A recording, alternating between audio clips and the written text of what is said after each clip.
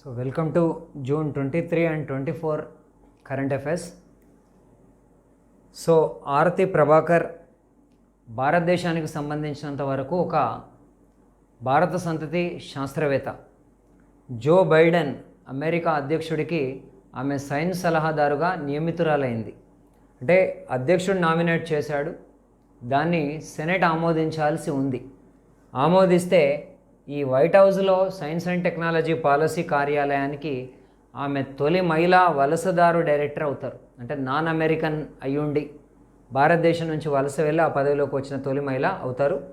Already ఆమె California institute of technology అంటాం, అక్కడి నుంచి పిహెచ్డి చేసిన మొట్టమొదటి మహిళ కూడా, మొట్టమొదటి భారత మహిళ. ఈ యొక్క అప్లైడ్ ఫిజిక్స్లో ఆ పని చేసిన మొట్టమొదటి మహిళ ఆరతి ప్రభాకర్. క్రిప్టో జూలై 1 నుంచి భారత ప్రభుత్వం 10,000 కంటే మించిన లావాదేవీలపైన ఒక అకాడమిక్ ఇయర్కి 1% టీడీఎస్ని ప్రకటించింది.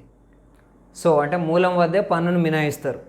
అలాగే దీనికోసం ఆర్థిక బిల్లు 2022లో ఒక సెక్షన్ని ప్రత్యేకంగా చేర్చింది. అది 194S 194Sని ప్రత్యేకంగా చేర్చడం జరిగింది. ఆ తర్వాత ఈ యొక్క ఫారం 26QE అనేది అంటే మనకు ముందస్తుగానే మనకి ఇన్ఫర్మేషన్ ఆదాయ పన్ను శాఖ వెబ్సైట్లో కనిపించేది. దాంట్లో వర్చువల్ డిజిటల్ ఆస్తులు, వీటిని ఏ తేదీన బదిలీ చేసినాం, దాని విలువ ఎంత, చెల్లింపుల విధానం ఎంత, ఇదంతా తెలియజేయాల్సి ఉంటుంది. ఇది క్రిప్టో. ఇక మనకు ఆల్రెడీ లాస్ట్ ఇయర్ అంటే 2022-23 ఈ బడ్జెట్లో క్రిప్టోను 30% ట్యాక్స్ బ్రాకెట్లో చేర్చడం జరిగింది. బయోలాజికల్ ఈ అనేది ఒక హైదరాబాద్ బేస్డ్ కంపెనీ. వీళ్ళకి మరొక అవకాశం వచ్చింది. ఆల్రెడీ వాళ్ళు 18 ఏళ్ళ లోపు వాళ్ళకి, పర్టికులర్లీ 12 నుంచి 14 ఏళ్ళ వాళ్ళకి ఒక కార్బేవాక్స్ అనే టీకాని ఇస్తున్నారు. ఆ కార్బేవాక్స్ అనే టీకా ఇప్పుడు 18 ఏళ్ళ వాళ్ళకు కూడా ప్రికాషన్ డోస్గా, అంటే ఐదర్ కోవాక్సిన్ తీసుకున్న వాళ్ళకి కానీ కోవిషీల్డ్ తీసుకున్న వాళ్ళకి కానీ గవర్నమెంట్ ఇప్పుడు అనుమతి ఇచ్చింది. ఇప్పుడు అందులో మరో ఘనత ఏంటంటే ఈ జాన్సన్ అండ్ జాన్సన్ అమెరికాకు సంబంధించిన మల్టీనేషనల్ కంపెనీ వాళ్ళు జాన్సన్ అనే ఒక కోవిడ్ టీకాను తయారు చేశారు. ఈ క్వాడ్ దేశాలకు సంబంధించి వాటిని అందుబాటులోకి తీసుకురావడానికి అన్ని చోట్ల ఉత్పత్తి చేస్తున్నారు. దాంట్లో ఒక అదనపు యూనిట్గా ఈ యొక్క బయోలాజికల్ ఈ లిమిటెడ్ ఫెసిలిటీని వాళ్ళు ఎంచుకున్నారు. అవసరమైతే కనుక అక్కడ ప్రొడ్యూస్ చేస్తారు వాళ్ళు ఆ జాన్సన్ అనే టీకాని. దీనికి WHO కూడా అనుమతి ఇచ్చింది. ఇక ఫెడరేషన్ ఇంటర్నేషనల్ హాకీ, వీళ్ళు మహిళల హాకీ ప్రో లీగ్ అనేది జరిగింది రోటర్డామ్లో. ఆ రోటర్డామ్లో జరిగిన ఈ పోటీల్లో విజేత ఎవరంటే అర్జెంటీనా. ఇది ఇక్కడ ఫైనల్ రన్నర్ అనేది ఉండదు, ఓవరాల్గా రౌండ్ రాబిన్ లీగ్లో జరిగింది కాబట్టి అత్యధిక పాయింట్లు బ్యాక్ చేసిన అర్జెంటీనా 42 పాయింట్లతోటి విజేతగా నిలిచింది. నెదర్లాండ్స్ 35 పాయింట్లతోటి రన్నర్గా నిలిస్తే భారతదేశానికి 3వ స్థానం లభించింది. సో మనకు 30 పాయింట్స్, 30 పాయింట్లు అనేటి భారతదేశానికి లభించాయి. ఇక IOC ఇండియన్ ఆయిల్ కార్పొరేషన్ వాళ్ళు ఒక సౌర పొయ్యిని కొత్తగా తయారు చేస్తున్నారు. దాని పేరే సూర్య నూతన్. సో యాక్చువల్లీ దీని యొక్క ప్రత్యేకత ఏంటంటే ఇప్పటి వరకు సోలార్ పొయ్యిలు, సౌర పొయ్యిలు చాలానే ఉన్నాయి, కానీ వాటికి నేరుగా సూర్యుడి ఎక్స్పోజర్ అవసరం. ఇకపైన కిచెన్లోనే పొయ్యి ఉంచి సో సౌర ప్యానెల్స్ నుంచి ఆ యొక్క విద్యుత్ లేదా ఎనర్జీ ట్రాన్స్ఫర్ అయితే దాన్ని ఒక బ్యాటరీలో సేవ్ చేసి ఎప్పుడైనా మనం వాడుకోవడానికి వీలుంటుంది. ఒక 4గురికి సరిపడా వంటను మనం వండుకోగలుగుతాం. దీంట్లో వన్ టైం ఇన్వెస్ట్మెంటే 18,000 నుంచి 30,000గా భావిస్తున్నారు. సో ప్రభుత్వం దీన్ని రాయితీ ఇచ్చే అవకాశాలు కూడా ఉన్నాయి. సో దీంట్లో ఆ యొక్క సోలార్ ప్యానెల్ దాని జీవితకాల వ్యవధి 25 ఏళ్ళు అయితే ఈ సౌర పొయ్యి జీవితకాలం 10 ఏళ్ళు ఉంటుంది. ద వన్ టైం ఇన్వెస్ట్మెంట్ ఖర్చు తప్ప ఇందులో ఇంకేమీ లేదని IOC చెప్తోంది.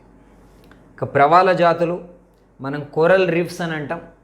ఈ భారతదేశంలో ఫస్ట్ టైం, అంటే భారతదేశంలోనే అనుకోండి లేదా అండమాన్ నికోబార్ దీవుల్లో కొత్త రకమైన అజు కన్సలైట్ రకానికి చెందిన 4 రకాల కొత్త ప్రవాల జాతుల్ని గుర్తించారు. అందులో ఒకటి ట్రంకేటో ప్రబెల్లస్ క్రాసమ్, టీ ఇంక్రెస్టేటమ్, టీ యాక్యులేటమ్, టీ ఇర్రెగ్యులర్.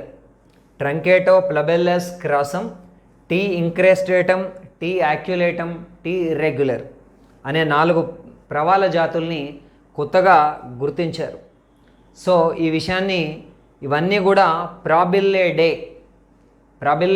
అనే కుటుంబానికి చెందినవని చెప్పి మనకు జువలాజికల్ సర్వే ఆఫ్ ఇండియా ప్రకటించడం జరిగింది. ఇక ప్రపంచ బ్యాంకు ఈ భారత రైల్వేలో సరుకు రవాణా మౌలిక సదుపాయాల వ్యవస్థని ఆధునీకరణ చేయడానికి $24.5 కోట్ల రుణాన్ని ప్రకటించింది. సో దీంట్లో ప్రత్యేకత ఏంటంటే, ఇదే సరుకు రవాణా రోడ్డు రూపంలో జరిగితే గ్రీన్ హౌస్ ఉద్గారాలు చాలా ఎక్కువ అవుతున్నాయి. కాబట్టి ఇలాంటి సరుకు రవాణాని రైల్వేలకు షిఫ్ట్ చేసేలాగా తోడ్పడే సౌకర్యాలకి ఈ డబ్బు మొత్తాన్ని ఖర్చు చేస్తారు. అది $24.5 కోట్ల. సో జూన్ 23న కిగాలి, రువాండా రాజధానిలో మనకు కామన్వెల్త్ విదేశాంగ మంత్రుల సదస్సు జరిగింది.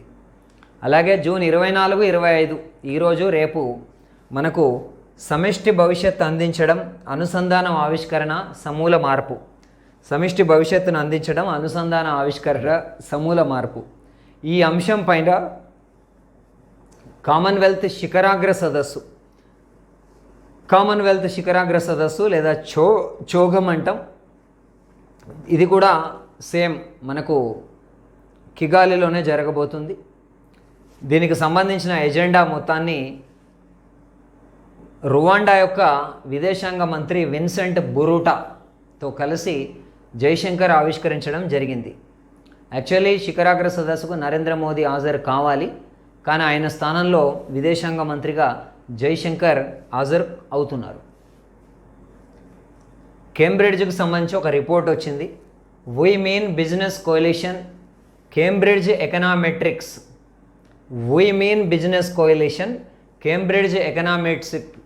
అనే ఒక నివేదిక ప్రకారం ఏంటంటే, భారత్ కనుక ఈ యొక్క థర్మల్ విద్యుత్ మీద డిపెండెన్సీని తగ్గించుకొని శుద్ధ ఇంధనాల వైపుకు మల్లుతూ తన కెపాసిటీని పెంచుకుంటే జస్ట్ 2025 కల్లా రాబోయే 3 ఏళ్లలోనే 1.5 కోట్ల కొత్త ఉద్యోగాలు సృష్టించవచ్చని ఈ నివేదిక చెబుతోంది. అలాగే ఇంధనాలపైన అయ్యే మనకు పర్ క్యాపిటల్ ఎక్స్పెండిచర్, తలసరి ఇంధన వ్యయాన్ని కూడా తగ్గించుకోవచ్చు అని చెప్తూ 2025 నాటికైతే అది 10%, 2031 నాటికైతే 31%, ఆ తర్వాత 2035 నాటికైతే 52%. అంటే దాదాపు వితిన్ 13 ఇయర్స్లో సగం ఖర్చుని నివారించుకోవచ్చని, శుద్ధ ఇంధనాల వైపుకి వెళ్ళాలని భారత్కు వాళ్ళు చెప్తూ G7కి కూడా ఒక విజ్ఞప్తి చేశారు. G7 సదస్సు జరగబోతుంది కాబట్టి జర్మనీలో, ఆ సందర్భంగా బొగ్గు ఆధారిత విద్యుత్ని చాలా వేగంగా తగ్గించుకోవాలని చెప్పి వాళ్ళు రిక్వెస్ట్ చేయడం జరిగింది. బ్రిక్స్, సో ఇది వర్చువల్గా జరగడం వల్ల మనం ఆల్రెడీ ఒకసారి ప్రస్తావించాం. మిగిలినది చూస్తే చైనా యొక్క అధ్యక్షుడు షీ జిన్పింగ్ నేతృత్వంలో బ్రిక్స్ వర్చువల్ సదస్సు జరిగింది జూన్ 23న. దీంట్లో మిస్టర్ నరేంద్ర మోడీ కూడా ప్రసంగించారు. ఈ దేశాధినేతలు అందరూ మాట్లాడారు, అందులో మేజర్గా నరేంద్ర మోడీ. సో ఇందులో బ్రిక్స్కు సంబంధించిన ఒక బ్యాంకు ఉంటుంది, న్యూ డెవలప్మెంట్ బ్యాంక్ అని. సో ఆ బ్యాంకులో ఎక్కువ మంది అంటే కొత్త దేశాలు చేరుతూ ఉండడం పట్ల మోడీ హర్షాన్ని వ్యక్తం చేయడం జరిగింది. ఆ తర్వాత భారత్ గురించి చెప్తూ భారత్కున్న సానుకూలతలు, పెట్టుబడుల ఆకర్షణకి మోడీ బ్రిక్స్ వాణిజ్య వేదిక సదస్సులో ప్రసంగించారు జూన్ 22న. అది కూడా వర్చువలే. ఇందులో భారత ఆర్థిక వ్యవస్థ ఈ సంవత్సరం, ప్రస్తుత ఆర్థిక సంవత్సరం యొక్క వృద్ధి రేటుని ఆయన 7.6%గా అంచనా వేశారు. అలాగే 2025 నాటికి తాము ఖచ్చితంగా $1 ట్రిలియన్ ఆర్థిక వ్యవస్థకి చేరుతామని చెప్పేసి వెల్లడించడం జరిగింది. అలాగే నేషనల్ ఇన్ఫ్రా పైప్లైన్, మౌలిక సౌకర్యాల వృద్ధికి భారతదేశంలో విపరీతమైన అవకాశాలు ఉన్నాయి కాబట్టి దాదాపు $1.5 కోట్ల పెట్టుబడి, $1.5 కోట్ల పెట్టుబడికి భారతదేశంలో అవకాశం ఉన్నట్టుగా నరేంద్ర మోడీ చెప్పడం జరిగింది. ఇక వ్లాదిమిర్ పుతిన్ మాట్లాడుతూ పాశ్చాత్య దేశాలు, అమెరికా, యూరోపియన్ యూనియన్ తీసుకున్న నిర్ణయం వల్ల నిరుద్యోగం సమస్య పెరుగుతుందని, అలాగే ప్రపంచవ్యాప్తంగా ముడి సరుకు కొరత ఏర్పడుతుందని చెప్పి ఆయన పేర్కొన్నారు. ఇక షీ జిన్పింగ్ మాట్లాడుతూ యుఎస్ఏ, EU, రష్యా పైన పెట్టిన ఆంక్షలు కొత్త సమస్యల్ని తీసుకొస్తాయని, ప్రపంచవ్యాప్తంగా ఈ రెసిషన్కి కారణం అవుతాయని, అలాగే క్వాడ్ అకాస్ గురించి పరోక్షంగా ప్రస్తావిస్తూ బృందాలుగా విడిపోయి ఘర్షణలు పడడం వల్ల ఎవరికి లాభం లేదని ఆయన వెల్లడించడం జరిగింది. మనకు ది ఎకనమిస్ట్ అనే వాళ్ళు ఒక ఫుల్ టైం MBA కోర్సులు అందిస్తున్న సంస్థల పైన ర్యాంకింగ్లు ఇచ్చారు. అందులో భారతదేశంలో అగ్రస్థానంలో నిలిచిన సంస్థ ISB, Indian school of business అనేది హైదరాబాద్లో ఉంటుంది. సో ఆసియాలో అయితే దానికి 5వ స్థానం లభించింది, ప్రపంచంలో 75వ స్థానం లభించడం జరిగింది. ఈ మధ్యనే మనకు ISB 20 years 20 ఏళ్ళను పూర్తి చేసుకుందని మనం ఆల్రెడీ గత వీడియోస్లో మాట్లాడాం. ఇక Niryat, national import export record for yearly analysis of trade. Niryat అనేది ఒక పోర్టల్, దాన్ని మోడీ లాంచ్ చేశారు. National import export record for yearly analysis of trade. దీన్ని కన్నా ముందు నరేంద్ర మోడీ జూన్ 23న ఢిల్లీలో ఒక నూతన వాణిజ్య భవనాన్ని ప్రారంభించారు, వాణిజ్య భవన్. దాంతోపాటు ఈ నిర్యాట్ పోర్టల్ని కూడా ఆయన ప్రస్తావించారు. సో భారతదేశం ఎగుమతులు చాలా మెరుగవుతున్నాయని ప్రస్తావిస్తూ 2 విషయాలు ఆయన చెప్పింది. భారతదేశంలో గత సంవత్సరం 2021-22లో వస్తువులు సేవలకు కలిపి ఎగుమతులు $670 బిలియన్, $670 బిలియన్ ఉంటే కేవలం వాణిజ్య ఎగుమతులు, సేవల్ని ఎక్స్క్లూడ్ చేస్తే $418 బిలియన్ వాణిజ్య ఎగుమతుల్ని తాము చేపట్టినట్టు దీంట్లో ఆయన వెల్లడించారు. ఇక ఇది ఒక డిఫరెంట్ సినారియో.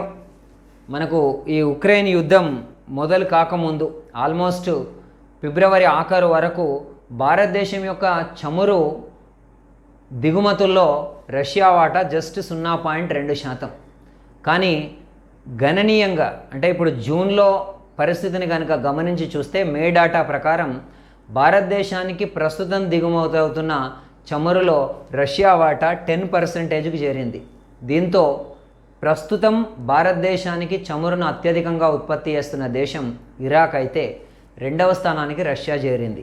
ఇంతకుముందు ఈ పొజిషన్లో మనకు సౌదీ అరేబియా ఉండేది, ఇప్పుడు ఆ స్థానానికి రష్యా చేరింది.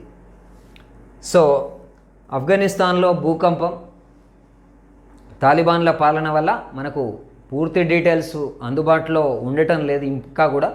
సో ఆఫ్ఘనిస్తాన్లో కోస్త్ అనే ప్లేస్కి 50 కిలోమీటర్ల దూరంలో భూకంప కేంద్రం ఉన్నట్టు పాకిస్తాన్ పరిశోధకులు వెల్లడించారు.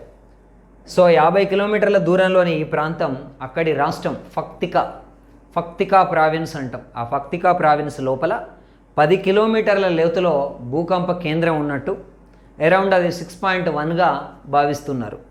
దాంతో జూన్ 22న జరిగిన ఈ ఘటనలో 1000 మంది చనిపోయారు. గత 2 దశాబ్దాల్లో తీవ్రమైన భూకంపాల్లో ఇది ఒకటిగా భావిస్తున్నారు.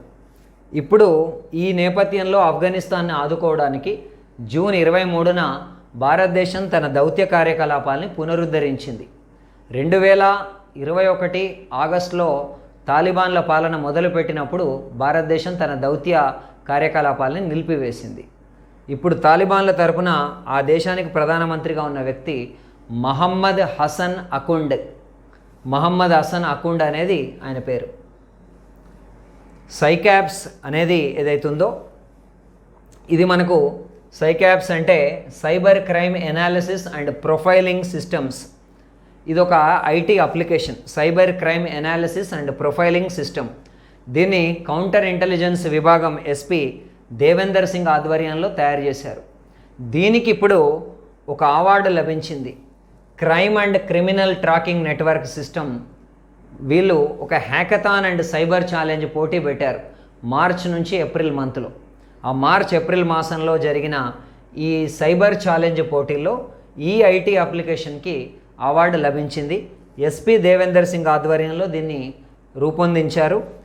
NCRB national crime record bureau and మనకు ఈ యొక్క సైబర్ పీస్ ఫౌండేషన్ సిపిఎఫ్ వీళ్ళిద్దరు ఈ పోటీని నిర్వహించి అవార్డు ఇచ్చారు. అవార్డు విజేత తెలంగాణ పోలీస్ తరపున cyber crime analysis and profiling systems లేదా సైక్యాప్స్. సో అంటార్కిటికాలో ఒక ప్రయాణం మనకు ఆల్రెడీ తెలంగాణలో ఈ మొక్కల్ని నాటే ప్రోగ్రాం జోగినపల్లి సంతోష్ కుమార్ రాజ్యసభ సభ్యుడు ఆధ్వర్యంలో జరుగుతుంది. ఆ గ్రీన్ ఇండియా ఛాలెంజ్ తరపున ఒక వాలంటీర్ మనకు అభిషేక్ శోభన అనే అతను, రాబర్ట్ స్వాన్ ఈ ఇద్దరూ కలిసి అంటార్కిటికాలో గ్రీన్ ఇండియా ఛాలెంజ్ జెండాని ఎగరవేయటం జరిగింది. వాస్తవంగా ఈ రాబర్ట్ స్వాన్ అనే అతను ఒక ఫౌండేషన్ 2041 దాని స్థాపకుడు. ఆ స్థాపకుడిగా ఆయన గ్రీన్ హౌస్ ఉద్గారాలపైన పోరాటం చేస్తున్నారు. ప్రపంచవ్యాప్తంగా ఆయన ఆధ్వర్యంలో 30 దేశాలకు చెందిన 150 మంది సభ్యులు అంటార్కిటికాకు ప్రయాణించారు.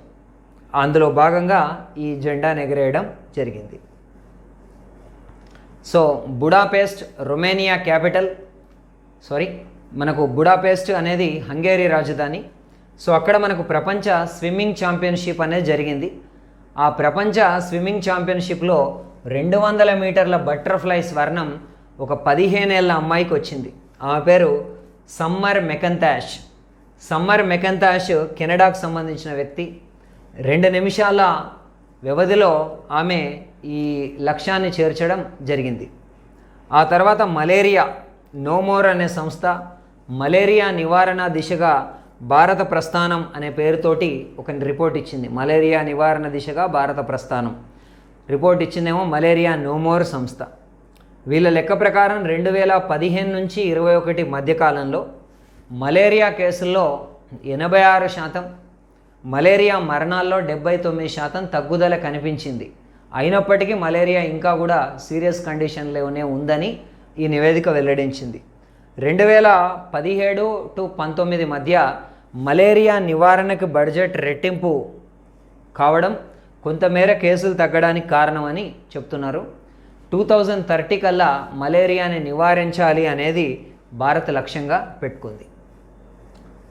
సో మనకు Foxconn well known Taiwan electronics manufacturing unit, Taiwan electronics పరికరాల సంస్థ, వాళ్ళు త్వరలో తెలంగాణలో ఒక భారీ ఈ యొక్క ఎలక్ట్రిక్ వెహికల్స్ ఇండస్ట్రీని పెట్టబోతున్నారు. దీనికి ప్రాథమిక అంగీకారం కుదిరింది. రాబోయే 1 వీక్లో దీనిపైన మెమొరాండమ్ ఆఫ్ అండర్స్టాండింగ్ తెలంగాణ ప్రభుత్వంతో కుదరనుంది.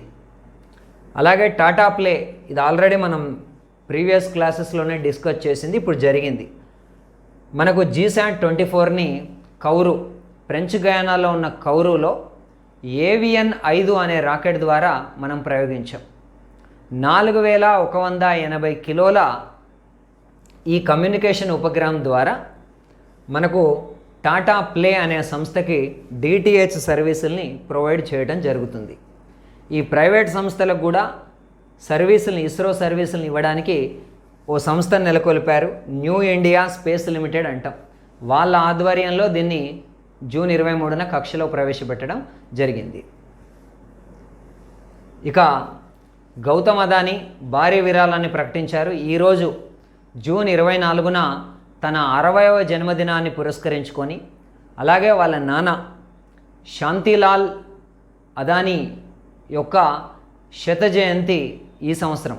ఈ రెండింటిని పురస్కరించుకొని ఆయన 60,000 కోట్ల భారీ విరాళాన్ని ప్రకటించారు. ఈ 60,000 కోట్లు అనేది తన మొత్తం నికర సంపద ఈరోజు మార్కెట్ క్యాప్ వరకు తీసుకుంటే 7.2 లక్షల కోట్లలో అది 8%. ఇప్పుడు ఇది భారత కార్పొరేట్ ప్రపంచంలో అతి భారీ విరాళంగా ఇటీవల కాలంలో ఇది పేరొందింది. తర్వాత ఫిఫా ర్యాంకింగ్స్ ఇచ్చింది. దాంట్లో నెంబర్ 1 స్థానం బ్రెజిల్, బెల్జియం 2వ స్థానానికి వెళ్ళిపోయింది. Argentina, France, England. So Brazil, Belgium, Argentina, France, England top 5లో మొదటిది దక్షిణ అమెరికా దేశం కాగా మిగిలిన 4 కూడా యూరప్ నుంచే ఉన్నాయి. ఈ జాబితాలో మన ర్యాంక్ 104, 104. బట్ ఆసియా ర్యాంకింగ్లో భారతదేశం యొక్క స్థానం 19. ఆసియా ర్యాంకింగ్స్లో ఇరాన్ అగ్రస్థానంలో నిలిచింది. ఇరాన్. సో మనకు ఈ యొక్క వ్యక్తిగత ఏరియల్ వాహనాలు, ఈ ట్రాఫిక్ జామ్ని దీన్ని అధిగమించడానికి ఆకాశంలోనే ఒక ప్లేస్ నుంచి ఇంకో ప్లేస్కి ఎగరడానికి అవసరమయ్యే వాహనాల మోడల్ని 28 మోడల్స్, ఒకటి కాదు రెండు కాదు 28 మోడల్స్ని ప్రియా బత్రా రౌత్రే డెవలప్ చేయడం జరిగింది. సో ఆయన IITH అటు మన IIT హైదరాబాద్లో పరిశోధక విద్యార్థిగా ఉన్నారు. అలాగే స్విస్ బర్న్ యూనివర్సిటీ అనేది ఆస్ట్రేలియాలో ఉంది. ఈ రెండింటిలో కూడా ఆయన సంయుక్తంగా PhD చేయటం జరుగుతుంది. ఇక నేషనల్ ఇన్వెస్టిగేషన్ ఏజెన్సీ అంటాం, దాని కొత్త డైరెక్టర్ జనరల్గా దినకర్ గుప్తా వచ్చారు. ఆయన 1987 పంజాబ్ క్యాడర్ IPS, అలాగే పంజాబ్కి మాజీ DGPగా కూడా పనిచేశారు Dinakar Gupta. National investigation agency పదవి చాలా కాలంగా ఖాళీగా ఉందనే భావించవచ్చు. 2021 మేలో CRPF యొక్క డైరెక్టర్ జనరల్ కుల్దీప్ సింగ్కి దీని అదనపు బాధ్యతలు అప్పచెప్పారు.